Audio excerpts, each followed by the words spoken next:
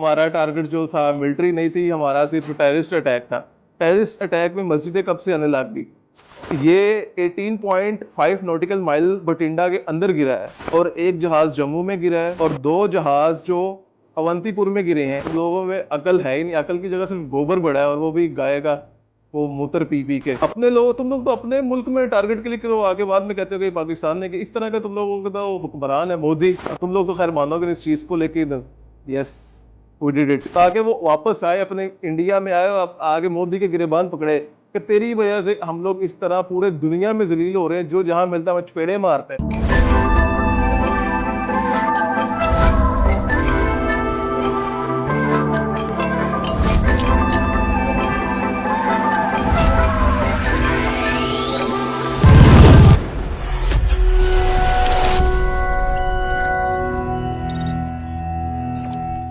बिस्मिल्लाहिर्रहमानिर्रहीम। नस्रुल्लाहि मिनल्लाहि व फतह करीम। अल्लाह की मदद और जल्द आने वाली फतह अल्लाह ही की तरफ से है। जैसा कि आप सब लोग जानते हैं कि कल रात 1-1:30 बजे के करीब हमारे हमसाये मुल्क जो कि एक नज़ाबा, उसने गलत हरकत क्या कहना चाहिए उनको, आज का जो सॉरी ब्रॉडकास्ट होगा ना, मैं आपको पहले बताना चाहता हूँ कि काफ़ी ज़्यादा हार्श और इस तरह के अल्फाज में इस्तेमाल करूंगा जो मुझे नहीं करने चाहिए, मैं ये समझता हूँ। लेकिन फिर भी जिस तरह की इन्होंने हरकत की है कल हिंदुओं ने, मैं भारत या इंडिया नहीं कहूँगा, मैं हिंदुओं कहूँगा, क्योंकि उनके सामने सिर्फ हिंदू ही हैं और उनको किसी रिलीजन से कोई मतलब नहीं रहता। क्योंकि जिस तरह की उन्होंने कल हमाकत और मैं कहता हूँ बगैरती की है, वो किसी भी मुल्क के लिए या कोई भी होता हमारी जगह तो वो बिल्कुल भी इसको नज़रअंदाज ना करता। कल रात 1-1:30 बजे के करीब हमारे डरपोक हमसाये मुल्क ने रात के अंधेरे में पाकिस्तान में हमला किया। रात की अंधेरी तारीकी रात में उन्होंने हमला किया, लेकिन उसका बर वक्त पाकिस्तानी फ़ौज ने जवाब दिया और जवाबी कार्रवाई में रात की अंधेरी रात को चमकती हुई चांदनी में बदल दिया। तो चले बात करते हैं सब चीज़ों की जो अभी तक, कल से लेकर अभी तक हो चुकी हैं। तो सबसे पहले मैं एक इंडिया वालों का ट्वीट था वो पढ़ लेता हूँ, जिसमें उन्होंने कहा कि, जिसमें वो लिखते हैं जो हमारे रिस्पॉन्ड पहलगाम टेररिस्ट एक्ट के थ्रू हमने खिलाफ रिस्पॉन्ड किया पाकिस्तान में, वो नॉन एस्केलेटरी था। हम नहीं चाहते थे कि वो एस्केलेशन हो। भाई अगर एस्केलेशन नहीं चाहते थे तो हमारी आर्मी के किसी बेस पे हमला करते ना, सिविलियंस पे हमला कर लिया। एक तो ये ट्वीट नहीं, इसको मैं कहूँगा ये बकवास। और जब वो बंदा फड़फड़ाता है और जब वो कहते हैं ना कि कबूतर की, वो बिल्ली को देख के कबूतर आंखें बंद कर देते, तो इसका वो हिसाब हो गया। इस तरह के वो ट्वीट कर रहे हैं कि मुझे पढ़ते वक्त हंसी आ रही थी कि हम एस्केलेशन नहीं चाहते, हमने इसलिए जी आर्मी पर अटैक नहीं किया। भाई अगर आर्मी पर अटैक करते तो शायद एस्केलेशन ना होती, लेकिन अब आप लोगों ने सिविलियंस पर हमला किया तो एस्केलेशन तो लाजमी बात है, होगी, हमारी तरफ से लाजमी होगी। अच्छा जी, वो कहते हैं कि हम नहीं एस्केलेशन चाहते कि वो एस्केलेशन हो, हमने सिर्फ टेररिस्ट को चुन चुन के मारा है और हमने मिलिट्री टारगेट्स नहीं किए। पिछले 10 से 12 से ज़्यादा दिन ही हो गए, आई थिंक सो, जब से पहलगाम वाला अटैक हुआ है, तब से लेके अब तक, कल रात तक हम ये सुनते आ रहे थे कि हम पाक फौज को ऐसे कर देंगे, हम पाकिस्तान को ये कर देंगे, वो कर देंगे। तो कल क्या किया? कल आपके पास मौका था ना, मौका भी क्या था, आप लोगों ने मॉक ड्रिल का हमें नाटक किया कि जी हम मॉक ड्रिल कर रहे हैं अपनी हदूद में, हम नहीं करेंगे, ये नहीं करेंगे, वो नहीं करेंगे। और धोखे से, फरेब से, जो आपका काम है हिंदुओं का, आगे आप लोग हमला करके चले गए। आगे हमला क्या करना है, आप लोगों ने अपने वहाँ हदूद से बैठ के मिसाइल लॉन्च किए और आपको इतना डर था कि अगर हम लोग पाकिस्तान की फ़ज़ाई में हदूद में एंटर होते तो आपका हाल इंशाल्लाह अभिनंदन से ज़्यादा ख़तरनाक होता। खैर, उन्होंने कहा जी हमारा टारगेट जो था मिलिट्री नहीं थी, हमारा सिर्फ टेररिस्ट अटैक था। टेररिस्ट अटैक में मस्जिदें कब से आने लग गई? हम लोग अगर आप लोगों के मंदिरों पे हमला करें तो आप लोगों को कैसे लगेगा? हम भी कहेंगे कि हमने भी टेररिस्ट मारे। एक दिमाग जो होता है ना बंदे का, उस दिमाग से आगे निकल जाते हैं आप लोग। इस तरह की वाहियात और बेहुदा लोग ऐसी बातें करते हैं कि मैं कहता हूँ गालियाँ देने पे मजबूर कर देते हैं आप लोग कि यार आप लोगों के दिमाग कहाँ चले गए, सुन दिमाग। वो गाय का मूत्र पी पी के आप लोग ऐसे पागल हो गए हैं कि आप लोगों को समझ ही नहीं आ रही कि आप लोग बात क्या कर रहे हैं। अच्छा जी, आप लोगों ने कहा जी हमने टेररिस्ट पे अटैक करना था, हमने मिलिट्री पे अटैक नहीं किया, ठीक है। तो मेरा एक और सवाल आप लोगों से, तो जो नीलम झेलम डैम है उस पर हमला क्यों किया? वहाँ कौन सा टेररिस्ट था? उस पर आप क्या क्लैरिफिकेशन देना चाहते हैं इस चीज़ के बारे में? तुम लोग हो ही पागल बेहुदा लोग, तुम लोगों में अकल है ही नहीं, अकल की जगह सिर्फ गोबर बढ़ा है और वो भी गाय का, वो मूत्र पी पी के। अच्छा जी, और कह रहे हैं मसूद अजहर जय शाह मोहम्मद का हेड और उसकी पूरी family members blown up in the strikes. ओ भाई केड़ा स्ट्राइक, केड़ी ब्लोन अप? एक मस्जिद तुम लोग उड़ाते हो जिसमें 46 आई थिंक जो है हमारे सिविलियंस, जिसमें बच्चे, औरतें और बूढ़े शामिल हैं, जो अभी भी शदीद ज़ख्मी हालत में है, और 26 के अराउंड शहादतें हो गई हैं। और तुम लोग कहते हो कि हमने ये उनकी फैमिली को टारगेट किया है। मैं कहता हूँ डूब मरने का मुकाम है तुम सारी कौम के लिए, हिंदुओं के लिए स्पेशल, कि तुम लोग इस तरह की गंदी और वाहियात सियासत करते हो। अपने लोगों, तुम लोग तो अपने मुल्क में टारगेट के लिए करवा के बाद में कहते हो कि पाकिस्तान ने, कि इस तरह का तुम लोगों का तो हुक्मरान है मोदी। अच्छा जी, कल जो खैर खाली भावलपुर में ये अटैक नहीं हुआ था, और भी पाकिस्तान के बहुत सारे 3-4 आई थिंक थे जिनमें आप लोगों ने अटैक किया था, हिंदुओं ने स्पेशल। तो जिन जिन एरिया में आप लोगों ने अटैक किया था उनमें कश्मीर का एरिया, कोटली का एरिया और 4 ऐसे एरिया सेटल्स एरिया थे पाकिस्तान के, जहां पर आके आप लोगों को ये सब करना इंटरनेशनल बॉर्डर्स के खिलाफ था। और ये मैं नहीं कहता, ये पूरी दुनिया कहती है कि इंटरनेशनल बॉर्डर की खिलाफ वर्जी आप लोगों ने की है, जिसमें आप लोगों ने आके मुरीदके में, शेखुपुरा में, सियालकोट में और बहावलपुर में हमला किया है, ठीक है, जो बिल्कुल ही इंटरनेशनल बॉर्डर के खिलाफ वर्जी हो गई है। और इसके खिलाफ सख्त एक्शन भी होगा आप लोगों के खिलाफ इंशाल्लाह, इंटरनेशनल कानून के मुताबिक, और होना भी चाहिए। भारत का झूठ ये भी था कि जो उन्होंने बोला था कि हम मस्जिद तबाह कर रहे हैं, हमने पता नहीं जय शाह को के फैमिली उड़ा दी, फलाना कर दिया। वो एक मस्जिद थी जिसमें बेचारे इमाम मस्जिद थे हमारे, वो शहीद हुए और उनकी फैमिली होगी 3-4 लोग हो गए आई थिंक सो। बाकी सिविलियंस जो जिनके साथ साथ घर थे उनके भी तबाही हुई। भारत का झूठ जो है दिन की रोशनी से पहले ही पकड़ा गया। लोगों ने जाकर उन शहीद मस्जिद में फजर की नमाज पढ़ी जहाँ पे भारत अटैक करके गया था, जिस पे पता चलता है कि पाकिस्तान एक जिंदा कौम है। बिल्कुल पाकिस्तान एक जिंदा कौम है और जिंदा ही रहेगी, और तुम जैसे घटिया गलीज लोगों को ढूंढ ढूंढ के मारती रहेगी इंशाल्लाह। पाकिस्तान सिक्योरिटी फोर्सेस ने दावा किया है ब्रिगेडियर हेड कमांडर को तबाह किया है। हेड कमांडर का जो ब्रिगेडियर हेड कमांडर है जो तुम लोगों का, उसका मोर्चा तबाह कर दिया, और कुछ एयर बेस भी एक आधी जो पाकिस्तान ने तबाह की है। अब तुम लोग तो खैर मानोगे नहीं इस चीज़ को, लेकिन यस वी डिड इट। अच्छा, ये भारत कहता है कि उन्होंने F-16 पे भी F-16 को भी तबाह किया है, लेकिन पाकिस्तान का कहना है कि F-16 तो हमने उड़ाया ही नहीं। अपनी दुनिया, फिर वही बात, अपनी दुनिया में खुश हैं, अपने लोगों को खुश कर रहे हैं कि बस जी हमने ये कर दिया, हमारा कुछ नहीं हुआ, सब कुछ हमने उनका किया। F-16 भाई पाकिस्तान ने उड़ाया ही नहीं था, क्योंकि वो एज़ यूजुअल ज़रूरत ही नहीं पड़ी। हमारे जो ठंडर थे उन्होंने बेड़े पार कर दी था तुम लोगों के।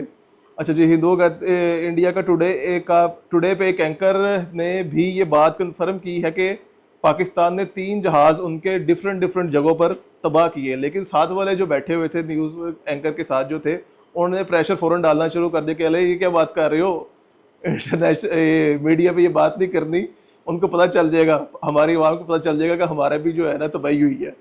खैर उन्होंने घबराहट के मारे बात तो कर दी, मुंह से तो निकल गई, लेकिन फिर उन्होंने ये बात कर दी कि जी ये अभी तक कन्फर्म नहीं हुआ कि ये इंडिया के थे या पाकिस्तान के थे। पाकिस्तान वाले तो तुम लोगों की हदूद में आए नहीं, और ना तुम लोग हमारी हदूद में आए, ना तुम लोगों की हिम्मत है, ना तुम लोग आ सकते हो। एक जो 3 जगहों पर वो जहाज़ जो तुम लोगों को गिरे थे, अच्छा उसकी मैं थोड़ी सी आपको डिटेल बता देता हूँ। एक जहाज़ था बठिंडा में गिरा है, और जो मिसाइल लगे हुए थे उस पर मोस्टली वो रफ़ाइल जो जहाज़ है इनका, जो फ्रांस ने आप लोगों को दिया हुआ है, वो उसके मिसाइल थे। तो मोस्टली प्रोबेबली जो चांसेस है वो रफ़ाइल के, ये कि वो रफ़ाइल हो सकता है। ये 18.5 नॉटिकल माइल बठिंडा के अंदर गिरा है, और एक जहाज़ जम्मू में गिरा है जो 13 नॉटिकल माइल में गिरा है, और 2 जहाज़ जो अवंतीपुर में गिरे हैं, एक 19 नॉटिकल माइल पे गिरे हैं और एक 31 नॉटिकल माइल पे गिरा है, और एक अकनौर में और एक 19 नॉटिकल माइल पर गिरा है, और एक 1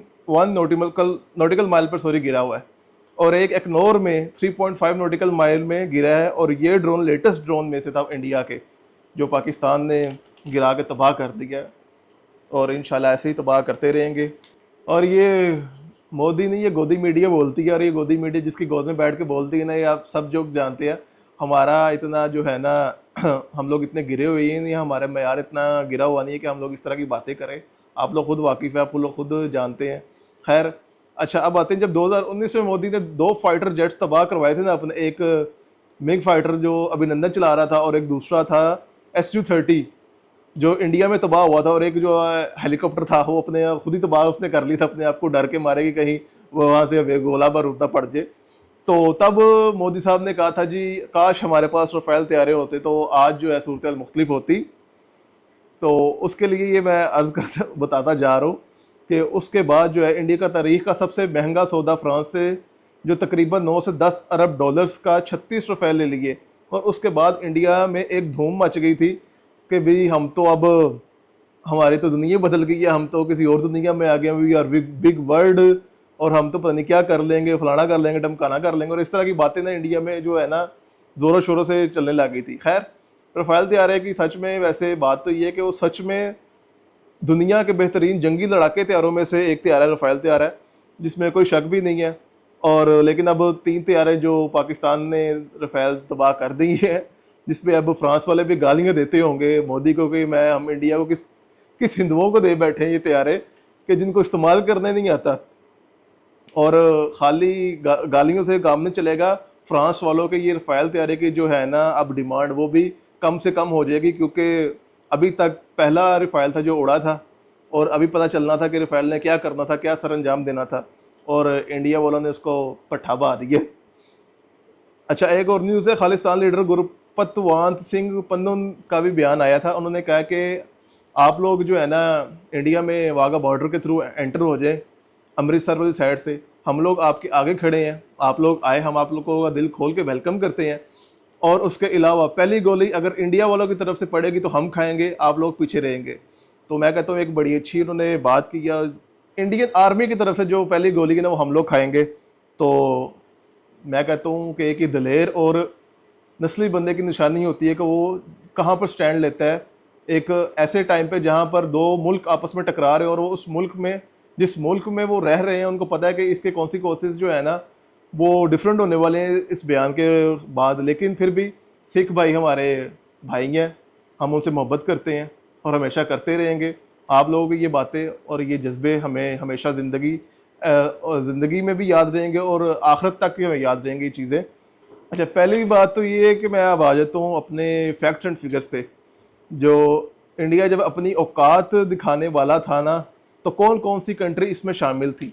मतलब कि आप देख लें, कल रात में जब ये हमला होने वाला था ना, तो आपको पता ही है कि किसी एक मुल्क में इतना पानी नहीं होता, और हिंदुओं में तो बिल्कुल भी नहीं होता इतना पानी, ना है और ना ही इंशाल्लाह आगे कभी होगा, क्योंकि हम उनको ऐसा पसमार करेंगे, ऐसी मार मारेंगे कि वो आखिरत तक याद रखेंगे, वो भीख मांगे के मरने की, और हम उनको मारेंगे नहीं, ऐसा उनका बुरा हाल करेंगे। कौन कौन से मुल्क इस हमले में शामिल थे। पहला तो आ जाता है रशिया शामिल था, मैं बताऊंगा अभी आपको क्यों क्यों शामिल था।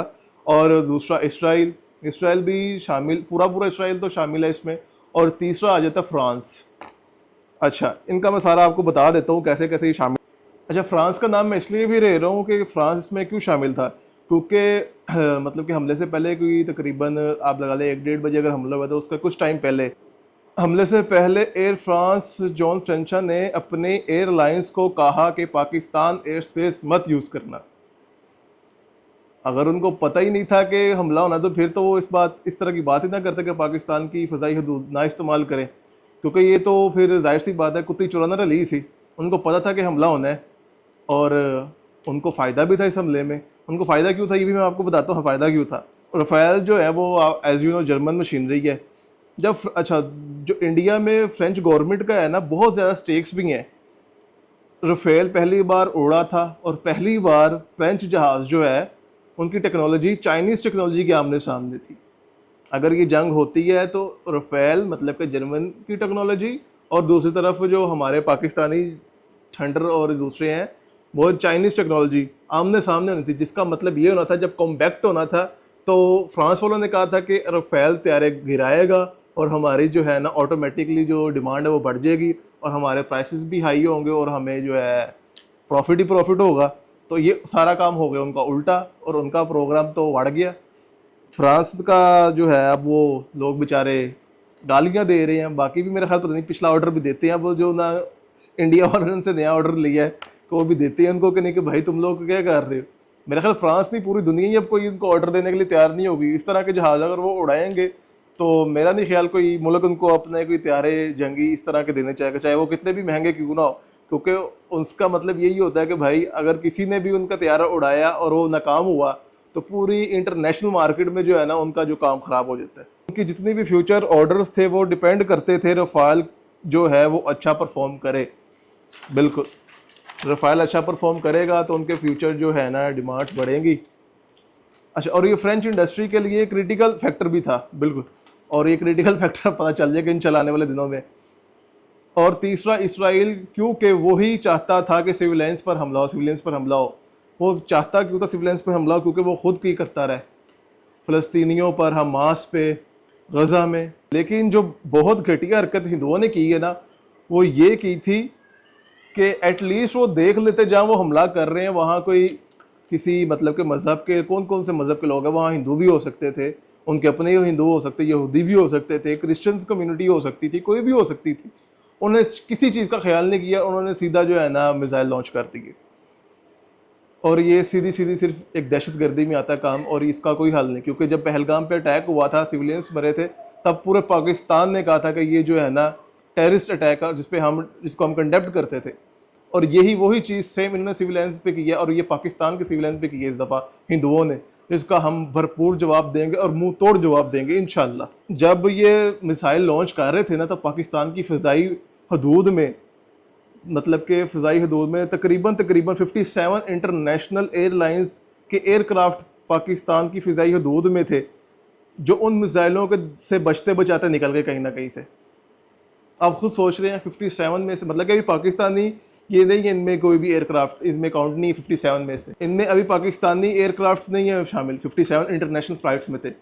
ये सिर्फ इंटरनेशनल एयरक्राफ्ट 57 जो थे वो पाकिस्तान की हदूद में थे जब हमला मिसाइल्स लॉन्च हुए। और अगर किसी भी एक या दो जहाज़ पे, एयरक्राफ्ट पे लग जाता, तो खुदा न खास्ता ये जो एक क़यामत का मंजर होना था ना सिविलियंस के लिए और हम सब के लिए, वो नाकाबिले बर्दाश्त हो जाना था। और उसका जवाब जो फिर है वो हमें इतना अभी तक ऐसे बैठ के नहीं देना होता, वो मौके पर होता, और उस टाइम पे ऐसा हमला और ऐसा हम जवाब देते कि आने वाली 100 के 1000 नस्लें हिंदुओं की याद रखती कि पाकिस्तान ने हमारा सॉफ्टवेयर अपडेट किया था। और इंशाल्लाह वो अभी होगा भी, उसका बारे में बात करते हैं। हिंदुओं ने ये हरकत करके यूनाइटेड नेशंस के जितने भी चार्टर्स उनकी खिलाफ वर्जी की है, लेकिन यूनाइटेड नेशंस का ये चार्टर नंबर 51, वो 51 किसी भी मुल्क को ये हक देता है कि वो अपने सलमियत का दिफा कर सके, और अगर उस पर हमला होता है तो उसकी जवाबी कार्रवाई करे। तो आर्टिकल 51 के थ्रू थोड़ी देर पहले नेशनल सिक्योरिटी काउंसिल ने वज़ीर आज़म के थ्रू पाकिस्तानी आर्मी को ये अथॉरिटी दी है कि वो जब चाहे जैसे चाहे, उनको किसी चीज़ की ज़रूरत नहीं, वो अब मोदी को मुंह तोड़ जवाब दे सकते हैं। और ये जब सारा मतलब कि मोदी की दफ़ा जब कॉन्फ्रेंस हुई थी, काउंसलिंग की थी उन्होंने, तो मोदी ने भी अपनी आर्मी और इनको कहा था कि जी आप लोगों को फ्री हैंड, आप लोग भी अपना जो चाहे कर सकते हैं। लेकिन मोदी ने जो किया वो तो आप लोग देख सकते हैं रात के अंधेरे में, लेकिन जो पाकिस्तान करेगा इंशाल्लाह वो दिन के उजाले में सीना ठोक के करेगा, और आप लोगों को पता चलेगा कि वाकई में पाकिस्तान से पंगा ले गया तो सोच समझ के लेंगे।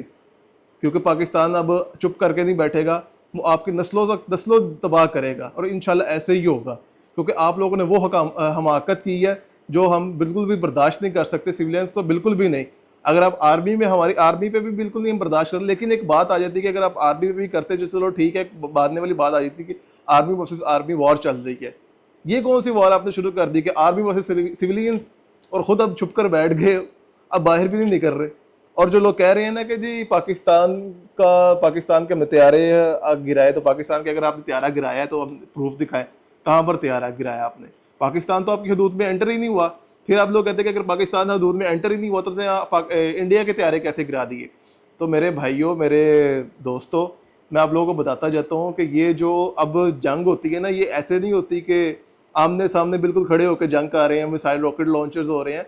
अब जो मिसाइल्स आ गए हैं वो बड़े एडवांस और लेटेस्ट टेक्नोलॉजी के आ गए, जो तकरीबन 300 माइल्स पे या 350 की माइल्स पे जो है ना हम मिसाइल लॉन्च कर देते हैं और टारगेट को जो है ना नेस्तो नबूस कर सकते हैं। और इसके लिए हमें किसी भी फ़िज़ाई हदूद में या LOC क्रॉस करने की ज़रूरत नहीं पड़ती, किसी को भी नहीं पड़ती। या आपको पड़ेगी ना हमें पड़ेगी, क्योंकि आपके पास भी मेरे ख्याल जो मिसाइल है वो 200 और समथिंग 250 कर सकते हैं, लेकिन हमारे थोड़े ज़्यादा लेटेस्ट हैं।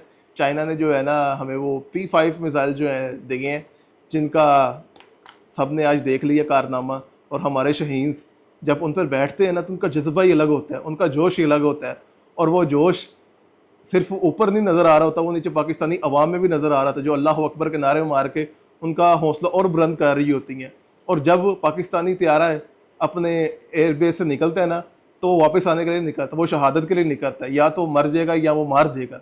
इतना जज्बा, इतना जुनून जब इस हमारी कौम में आ जाए ना, तब सिर्फ अल्लाह के सिवा हमें और कोई भी दुनिया में हरा नहीं सकता। और अगर अल्लाह ने चाहा तो इंशाल्लाह हम तुम लोगों को ऐसा जवाब देने वाले हैं कि तुम लोग याद रखोगे। और मेरे सारे इंडियंस जितने भी हिंदू हैं सबसे रिक्वेस्ट है कि प्लीज़ मेरे चैनल सब्सक्राइब मत करो, मेरे चैनल पे मत आओ, क्योंकि मुझे अपने पाकिस्तान से बहुत मोहब्बत है, मोहब्बत थी, मोहब्बत है, मोहब्बत रहेगी। और अगर तुम लोगों ने आगे कोई बकवास की तो मैं तुम लोगों को वो मज़ा चुकाऊँगा कि तुम लोग, मैं कहता हूँ कि एक दफ़ा जंग हो सी ਤੁਹਾਡੇ ਘਰ ਵੜ ਕੇ ਤੁਹਾਨੂੰ ਕੁੱਟਣਾ, ਸਮਝ ਆਈ ਜੇ? ਤੁਹਾਨੂੰ ਕਿੱਥੋਂ ਆਏਗੀ समझ? ਤੁਸੀਂ ਪੰਜਾਬੀ थोड़ी, ਤੁਸੀਂ मम्मी डैडी हो, अबे उबे हिंदू हो, गाय का पेशाब पीने वाले गंदे घटिया लोग हो जिनका दिमाग मूत्र पी पी के बंद हो चुका है। मैं ये सख्त अल्फाज कभी यूज़ नहीं किए कभी किसी के, लेकिन तुम ऐसी कौम, गंदी कौम जिन्होंने हमारे सिविलियंस, बच्चे बूढ़े सबको, औरतों को मिसाइल हमला किया है। तुम लोग इतनी औकात नहीं थी कि तुम लोग हमारी हदूद के अंदर घुस जाते। तुम लोग घुस के देखते तो सही, तुम लोगों को बताते कि कैसे घुसते हैं और कैसे मारते हैं। फिर तुम लोगों को पता भी नहीं चला। वो छोटे होते वो गेम होती थी ना, वीडियो गेम, वो इसमें एक गन वाली गेम होती थी जिसमें बतखें उड़ती थी और वो पटाक पटाक मारते थे। इस तरह तुम लोगों को पढ़नी थी और तुम लोगों को पता भी नहीं चलना था तुम्हारे साथ हुआ क्या है। खैर ये सारी बातें जो है ना हम ऐसे नहीं करते, ना हमें ज़रूरत है करने की। हम सिर्फ मैदान में, जंग के मैदान में बताते हैं कि हम लोग क्या और क्या कर सकते हैं। और हमने काफ़ी जो है ना LOC में जो इंडिया की चौकी चेक पोस्ट हमने काफ़ी तबाह कर दी है। खैर तुम लोग नहीं मानोगे क्योंकि तुम लोग गंदी नस्ल के हो, हमें पता है, गंदी नस्ल के गंदे कीड़े हो, गंदी नाली के। तो तुम लोगों में के खून में वो चीज़ है, हमाकत। तुम लोग सिर्फ जब 500 साल मुग़लों ने हुकूमत की थी, तुम सिर्फ उनके तलवे चाटते छिलकते थे। और तुम लोग तब भी एक दूसरे को गालियाँ बकते थे कि ये जी ये छूत है, ये फलाना, ये टमकाना है। और तुम लोगों को का मुल्क मिल गया, तुम लोगों को हज़म नहीं हो रहा, और ना ही हुआ है और ना होगा। और अब तुम लोग, ऐसा तुम लोगों का हाल होगा कि तुम लोग दुनिया को जा के बताओ कि पाकिस्तान ने हमारे साथ ये किया है। और जितने भी तुम लोग सेलिब्रेशन कर रहे हो ना कि हमने ये कर दिया, वो कर दिया, बस पाकिस्तान का इंतज़ार करो। अब पाकिस्तान की बारी है और पाकिस्तान की बारी तब तक रहेगी जब तक पाकिस्तान का दिल करेगा। अब कोई भी हमें आगे कह दे कि ये ना करो, वो ना करो, किसी की भी नहीं सुनेंगे, ना किसी की सुनेंगे। इंशा सुनते आए हैं। और अब तुम लोगों को मज़ा चखाने की बारी आ गई है। तो तुम लोगों को एंड तक मज़ा चखाना है और तुम लोगों को बताना है कि तुम लोगों के साथ क्या सलूक करना चाहिए था। लेकिन तुम लोगों को बस मुल्क मिल गया, इज़्ज़त मिल गई, 4 पैसे आ गए, तुम लोग अपनी औकात भूल बैठे हो।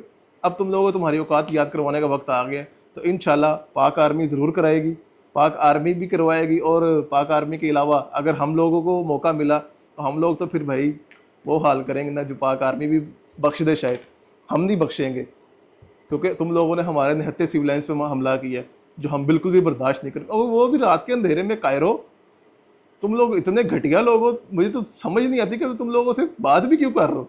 और हमला करके हिंदू जो है ऐसे खुश हो रहे हैं जैसे पता नहीं पाकिस्तान में भगदड़ मच गई है, ये हो गया, वो हो गया। मैंने अभी थोड़ी देर पहले खाना खाया, चाय पी है और पानी भी पिया है। सब कुछ अल्लाह का होगा, अल्लाह के कब्ज़े सब कुछ ठीक मिल रहा है। और PSL का मैच भी हम इंजॉय कर रहे हैं, कोई इस तरह की मामला नहीं। बस हाँ, हमने 24 से 48 घंटों के लिए जो है अपनी एयरलाइंस जो है उसको बंद कर दी, फ़ज़ाई हदूद को, क्योंकि हम नहीं चाहते कि कोई सिविलियन नहत्ते सिविलियंस के साथ कोई मिसहैप हो। क्योंकि हमें जो है ना इंसानी जान की कदर है, तुम लोगों को नहीं है, हमें लेकिन ज़रूर है। और बाकी मेरा ये एक पैगाम अपने पाकिस्तानी भाइयों के लिए भी है कि अगर आप लोग कहीं पे भी आर्मी की तरफ से कोई भी मूवमेंट या कुछ भी देखते तो काइंडली उसको रिकॉर्ड मत करें। अगर रिकॉर्ड कर लिया है तो उसको सोशल मीडिया पे अपलोड ना करें, ताकि आपके सोशल मीडिया पे अपलोड करने से हमारे दुश्मन मुल्क को मौका मिल जाता है, वो देख लेता है हमारी मूवमेंट को कि अगला हमारा स्टेप क्या हो सकता है। तो मेरी रिक्वेस्ट है आप लोगों से कि आप लोग ये काम मत करें। और ऐसे हमारे पाकिस्तान इन्फ्लुएंसर और सेलिब्रिटी से भी मेरी रिक्वेस्ट है जो पहले कहते थे कि जी नो टॉक, या हम इस बारे में बात नहीं करना चाहते जब इंडिया पाकिस्तान की वॉर के बारे में बात होती थी, because of their viewers, Indian followers या समथिंग जो भी था। मेरी उनसे रिक्वेस्ट है कि आप लोग अब इस बारे में बात करें और आप लोग इनको इनकी औकात दिखाएं। आप लोग पाकिस्तानी हैं पहले, फिर आप लोग टिकटॉकर या इन्फ्लुएंसर या जो भी हैं या मॉडल एक्टर हैं, पहले आप लोग पाकिस्तानी हैं। तो पहले अपने पाकिस्तानी होने का फ़र्ज़ अदा करें, सामने आएँ, इनको इनकी औकात दिखाएं, इनके 2 वो चपाटे मारे, इनको लग समझ जाए कि ये हो। मेरी तो पाकिस्तान आर्मी से ना एक रिक्वेस्ट है कि 2 मिसाइल जो है ना दिल्ली में मारे और 2 मिसाइल जो है ना उधर मारे मुंबई में, ताकि इनको जो इनकी जो अकड़ है ना कि हमारा तो ये हो गया, इनकी अकड़ एक दफ़ा टूट जाए, इनकी अकड़ टूटे, इनको पता चले। और अभी भी मैं आपको ये 110% कह रहा हूँ कि इंडिया में लोगों में भगदड़ मची है। मैं 110% श्योर हूँ कि इंडिया में भगदड़ मची है, लोग भाग रहे हैं आगे पीछे। और दिल्ली में भी थोड़ी देर पहले मुझे पता चला, बात हुई थी मेरे दोस्त की, तो वो बता रहे थे दिल्ली वाले के जी वहाँ पर तो भगदड़ मच गई है, वहाँ पर तो ऐसे है कि पता नहीं क्या हो जाएगा। तो मेरी आर्मी वालों से, अगर कोई हमारे चैनल पे आर्मी वाला कोई देख रहा होगा हमारा ये पॉडकास्ट, तो मेरी इनसे रिक्वेस्ट है कि सिर्फ 4 मिसाइल, 2 दिल्ली में और 2 जो है मुंबई में। मैं कहता हूँ लग समझ जाएगा कि इन्होंने कोई काम पांदे क्या जिन्हें, ये तो सिर्फ बातें कर रहा था कि हम ये कर दिया, हमने वो कर दिया। और मेरी एक और रिक्वेस्ट है सबसे कि इनको इनकी औकात दिखानी है हिंदुओं को, अब कुछ भी नहीं करना, अब सिर्फ इनको इनकी औकात दिखानी है। अब कोई दोस्त नहीं, अब कोई भाई भाई नहीं, जो है वो सब खत्म हो गया। अभी भी ये हिंदू भाई भाई सिर्फ मुंह पे कहते हैं, ये अंदर से सिर्फ यही चाहते हैं कि पाकिस्तान का जो है ना बुरा हो, पाकिस्तान का बुरा सोचते हैं। तो मेरी रिक्वेस्ट यही है कि जहां पर हिंदू देखो, जहां पर देखो, चाहे वो जो भी है, 2 चमाटे उसके इस गाल पे, 2 चमाटे उसके गाल पे, उसको उसकी औकात पता चले कि उसकी औकात क्या है। ठीक है, ये काम लाजमी करें और ताकि वो वापस आए, अपने इंडिया में आए और आगे मोदी के गिरेबान पकड़े कि तेरी वजह से हम लोग इस तरह पूरे दुनिया में जलील हो रहे हैं, जो जहां मिलता है हमें चपेड़े मारते हैं, हमें ठुड्डे मारते हैं, 2 टके की हमारी औकात नहीं रही सिर्फ तेरी वजह से। तो मेरी ये रिक्वेस्ट है आप लोग सबसे कि ये जो मैंने आप लोगों से रिक्वेस्ट की, इन पर ज़रा गौर फिक्र करें, ताकि हमारे जो है ना आने वाले मामलात हमेशा बेहतर से बेहतर होते जाएँ और हम इनको मुंह तोड़ जवाब दें। बाकी पाकिस्तान जिंदाबाद, पाक आर्मी पाइंदाबाद। अपना ख्याल रखें, दुआओं में याद रखें। अल्लाह हाफिज़, टेक केयर।